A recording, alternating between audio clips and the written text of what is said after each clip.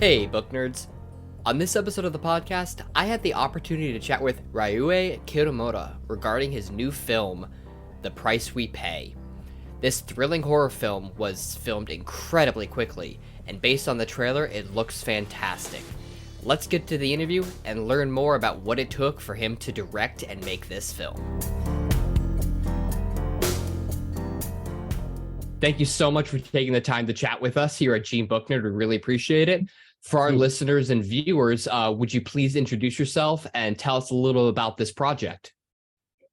Okay, so my name is Ryûhei Kitamura. I'm the director of this new movie, The Price We Pay, starring Emil Hirsch, Stephen Dove, Vernon Wells, Gigi Zumbato, Tana Zarino. So this project started in the middle of the lockdown when, everybody was really doing nothing.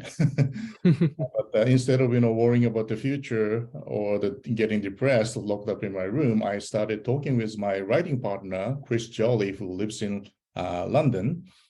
And we started trading ideas. And I just, felt like after the lockdown, long lockdown, I just, when this is over, I felt like I just want to go out with my friends and do something going back to my roots.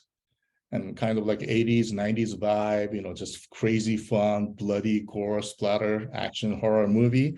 So me and Chris started trading idea, and Chris came up with this concept of the price we pay. So, and then we worked on the script. A few months later, we got the script, and we were lucky that Emil Hirsch, had the script, and he loved it, and he got on board. And that's when we really start moving.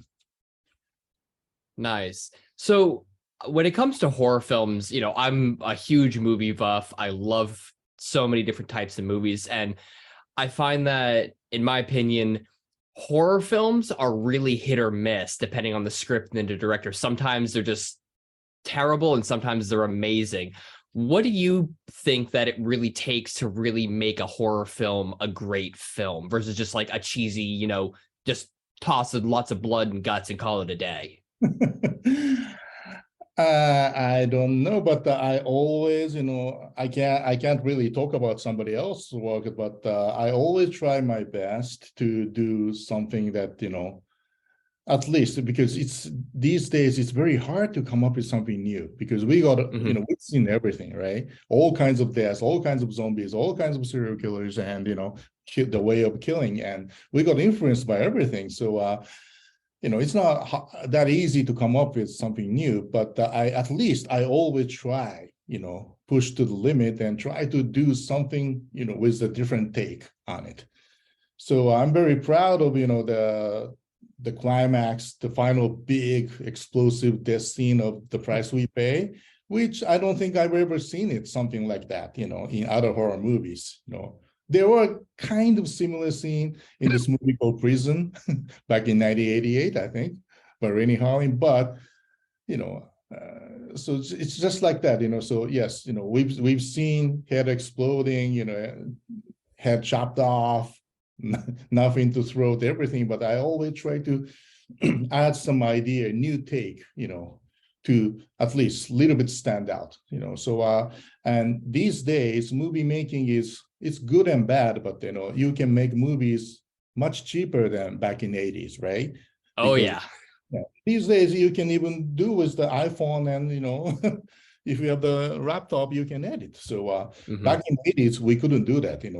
Us indie filmmakers, it was hard to make with Super 8 or Super 16. So these days it's pretty easy with this, VFX, After Effects, and also, all kinds of that. But I always try to do as much as, practical on the set, because, I am just not a big fan of, using too much fake CG blood. It just doesn't look good, But I understand why they're doing it, because if you spill tons of fake blood on the set, and if you make a mistake, you have to clean up everything. You have to change the clothing. You have to do the makeup again, which is going to take like 1 hour, 2 hours, right? So, and nobody wants to do that. But I always try to do, as much as, possible by, us on the set, because back in the 80s, movie were more handmade feeling, not like,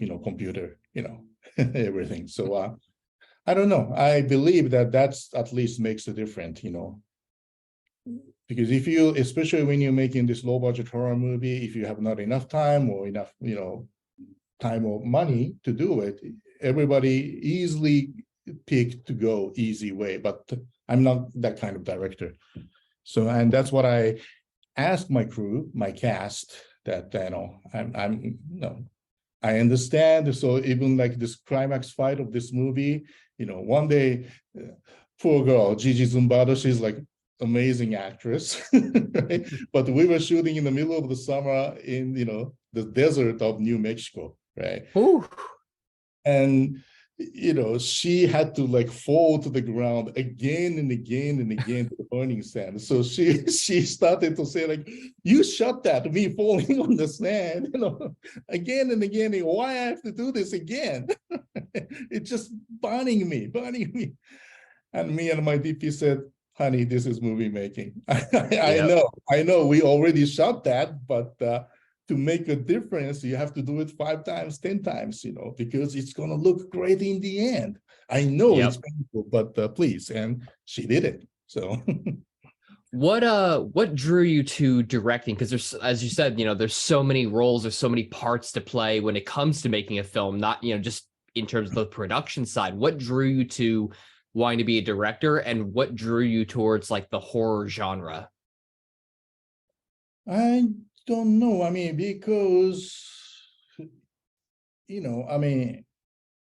directing is very weird job, I think, You act as if you're a boss, but you can't really do anything on your own. You need a cast to be standing and act in front of the camera, and you need your crew to shoot it, right?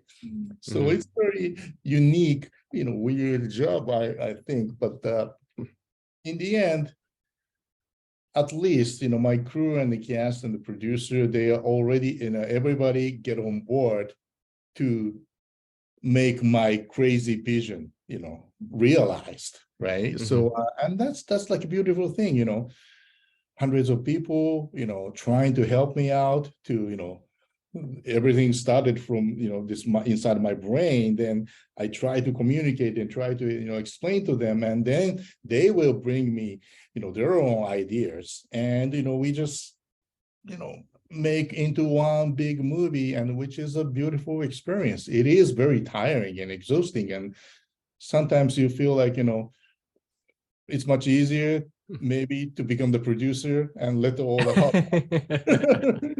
let someone else make all the decisions. Yes.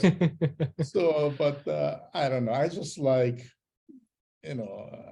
no matter how hard or exhausting or how painful, I just love to be on set and then working with my Korean cast, which is a beautiful thing. So, do you have a favorite memory or like a funny moment or something that you really remember and stands out to you when making this film?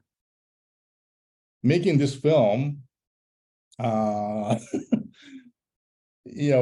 day I woke up, right, Saturday, and I get up on the bed, and then I saw on the floor that my shorts and my socks, my boots were on the floor. So I was like, oh, I came into the room, I just, took off my shorts, my socks, then I just fell onto the bed. And I just lost conscious for like, 12 hours. So like, that's how, crazy this movie was, because we had only 15 days to shoot this movie. Which wow. That's very quick. And we only had, 10 days with Stephen and Emil. And believe it or not, I only had 5 days to prep this movie. Can you believe that? That's very impressive.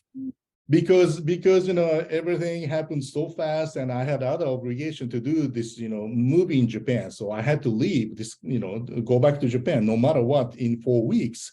So gave me only, 3 weeks to shoot and 5 days to prep. But my background is indie guerrilla style filmmaking in Japan. So, I had the experience to somehow survive it. Well, I watched the trailer. The film looks absolutely fantastic. After watching the trailer, I just went, I have to see this movie. So congratulations. It looks amazing. And of course, I want nothing but success for you. So Thank you so much. Thank you for your support. Absolutely. Thank you so much for talking to us. Thank you. If you haven't yet seen the trailer for this film, I highly encourage you to go watch it and you'll see just how awesome it looks. It sounds like it was not only a fun movie to make, but a very challenging and tiresome endeavor as well. I, for one, can't wait to see it. That's all for now, and we'll be back with a new episode of the podcast coming real soon. Any parting words for our listeners before we go, Ryûhei? Hi, this is Ryûhei Kitamura. I'm the director of The Price We Pay, and you're listening to JeanBookNerd.com.